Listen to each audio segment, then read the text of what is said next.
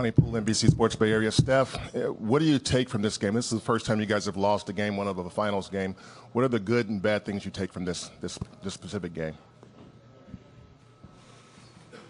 And obviously the bads, we were down 0-1, but it's not the end of the world. You know, new experiences for us all the way through, but you know, we've proven our resiliency and ability to win games that we need to, and kind of answer the bell and learn from, you know, nights like tonight. So key call-outs are, you know, fast break points that they got, whether it was a make or a miss for us. You know, a couple of sloppy turnovers that really didn't kill us, but just added to, you know, their momentum. And, you know, obviously Pascal had an amazing game. He pretty much found a bucket wherever he was at. And we got to do, all five guys got to do a better job of just being physical, being alert, and we'll be all right. Left side in the back on the aisle. Go ahead, Nick. And following up on that, this is the first time since Steve's been coach you guys dropped game one. What do you think changes, if at all, from a mindset perspective for y'all dropping into an early hole like this? Nothing really. I mean, you know, it was a great atmosphere out there. They obviously play well, but our confidence remains the same. And block out all the noise about how, you know, what these are first and this and that, and kind of the doubt around it, you know, around our team. It's just come out and play hard, you know, get game two, and take it from there. So I like the vibe that I say it a lot, but I like the vibe that we had in the locker room in terms of everybody focusing on what they need to do differently, and the overall energy, you know, bump that we need to have, and then you know, go steal game two. Right side, front row, Mark. Hey, Steph, Mark Medina, Bay Area News Group. You guys have often said when things aren't necessarily going your way that Kevin Durant's, you know, an obvious bailout that can make things easier. Besides his obvious scoring, what other things were more difficult without him tonight? KD is an all-time great player on both ends of the floor, so I could sit here and talk for days about what he adds to our roster. You know, we've obviously proven that when he's out, we can have guys step up, and you know that's going to be the case until he gets back. So for us, I think the first half, you know, after that 10-day break, it was a little bit sloppier than we might have thought, and a little bit, you know, more rust that we had to shake off. But we still had a chance to win in the fourth quarter, and they did what they're supposed to do on their home floor and closed out the game. So I don't think it's that complicated. What we need to do differently is just play better, you know, take away the easy buckets for them, and control the momentum a little bit better. And we're definitely capable of doing that, you know, no matter who's out there on the floor. Steph. Left side, third row. Pardon me. Paul Antunes, ESPN Brazil. When you see Siakam go 14 for 17 and Gasol 6 for 10, and then you got Van Vliet 5 for 8, do you kind of live with that and just kind of tip your hat? Because you guys seem to do a good job kind of blitzing Kawhi, getting the ball out of his hands. I'm definitely not smiling at him and saying, good job, guys. It's we can do things differently, a little bit better, be more physical on them, be more aware of where they are on the floor. Obviously, Kawhi is the nucleus of what they do, and like you said, we did a good job on him, but we have to keep doing a good job on him.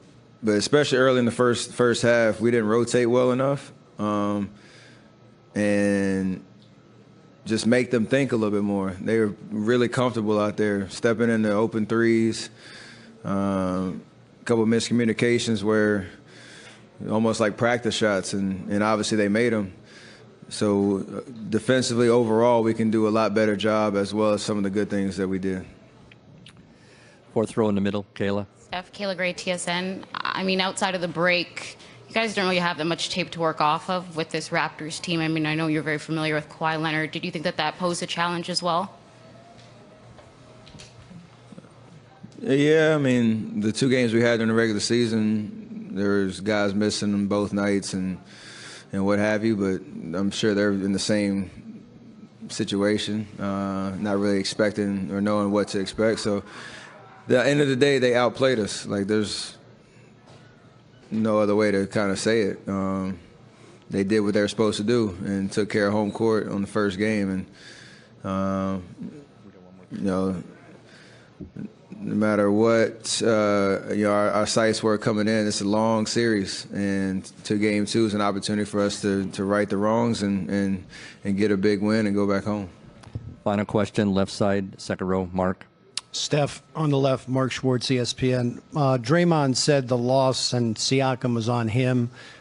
He called Siakam, he said he's become a guy, meaning I respect his game. What did Siakam show you guys in this game that perhaps might have been even over what you thought he was capable of?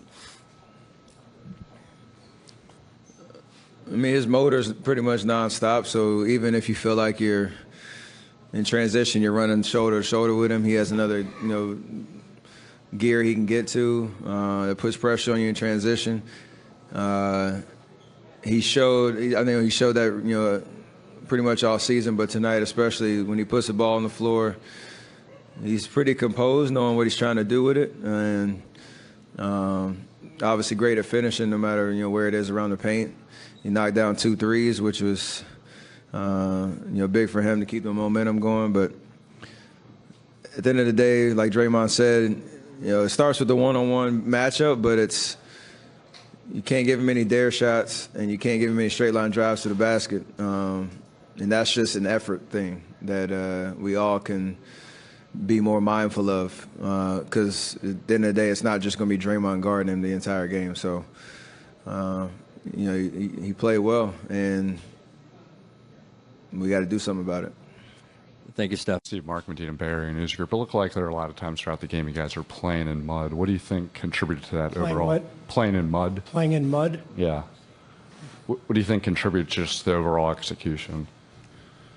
Well, their defense was great, and it wasn't our best night, but we just got outplayed. So simple as that. Move on to the next one.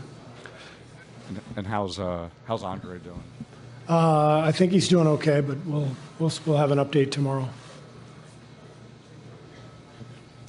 Next question to John in the front row on the right. John Dickinson, 95.7 The Game. What in particular made Siakam and Gasol so effective against you guys tonight? Well, Siakam was brilliant. I mean, he was hitting shots from everywhere. He hit 4 threes. He'd been struggling from the three-point line in the last couple of series, so he got that to go. And I think actually I'm wrong on that. He had 2 threes, but. Gasol, we left a couple times early in the game and didn't rotate. We just gave him a couple of dare shots and he knocked him down. So, there's gonna be some openings. Those guys made their plays, made their shots. The biggest thing for me was our transition defense was just awful, and that's the game. That's the #1 priority when you play Toronto. You have to take care of their transition, and we gave up 24 fast break points. We turned it over 17 times, so that's the game, really. The other stuff, guys are going to make shots, miss shots. They're going to have good games. They're going to have bad games, but it's kind of the key points that you can take care of that are the most important, and we didn't take care of that transition. Last row on the right side to Tim.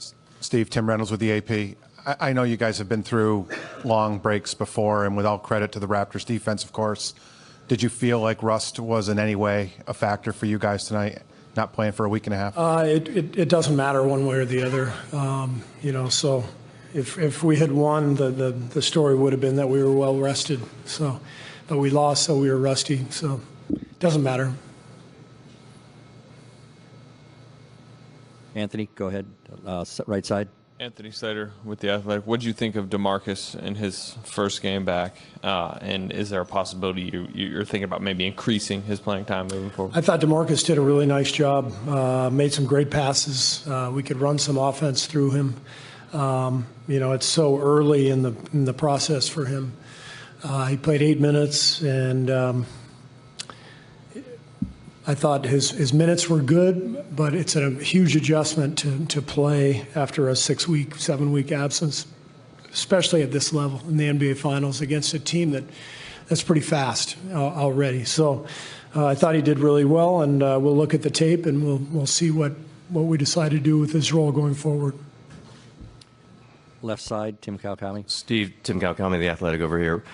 You played against these guys. You know how long and athletic they are. But was it a little bit of a shock to the system, you think, for your guys offensively to play against that kind of length?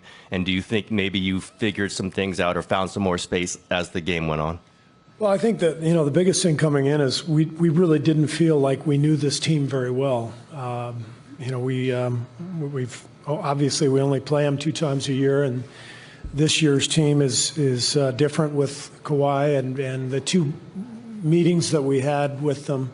A lot of guys were missing, including Kawhi in Oakland. He didn't play. And then I think Steph missed the game up here.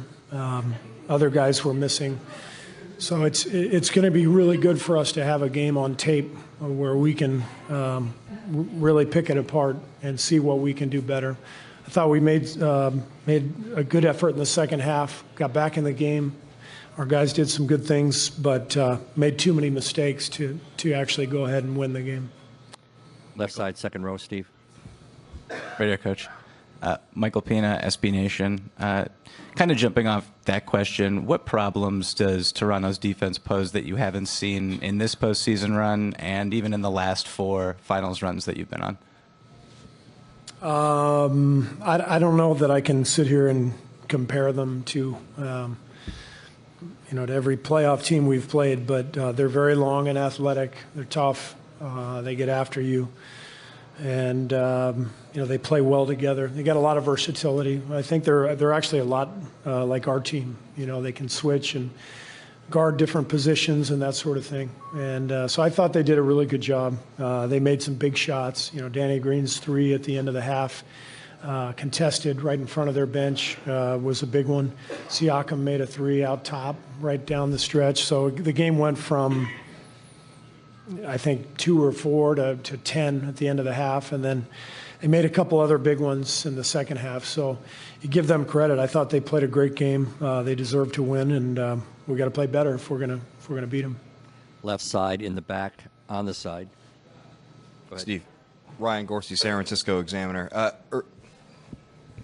Early on, when they were not giving Clay any open looks, and they were really sort of making life difficult for Steph. How much does, say, a Kevin Durant floater or a Kevin Durant spot-up jumper change the offensive dynamic at that point for you guys? Again, I'll go back to my earlier answer. It doesn't matter until he's out there. So if he's out there, he's pretty good. So, but if he's not out there, we play with the guys we have, and we've got enough. We've won the last 6 games without him, 5-6 games. So we have enough, but you play with the guys who are healthy, and you go. So we'll see what happens. Final question, right side in the back, Dan. Okay. Dan Devine, The Ringer. To that point about having enough, you went, I think, 11 or 12 deep pretty early in the game. But some of those lineups in the beginning of second quarter, beginning of fourth quarter, kind of fits in startsy, maybe because of DeMarcus coming back. What did you see out of your depth today? Do you feel confident that this is another series where you can and will need to play a lot of guys? Yeah, our bench was great.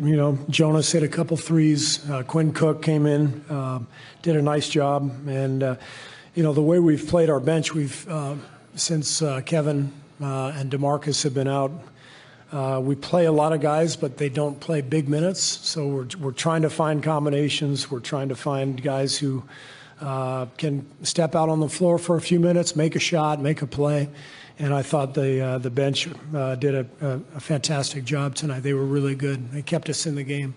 But again, give credit to Toronto. They played a great game. They made a lot of shots, difficult shots. And our transition defense and turnovers, that stuff, it's really hard to overcome, especially on the road. So we got to get better with that. Thanks, everybody. Thank you, Steve.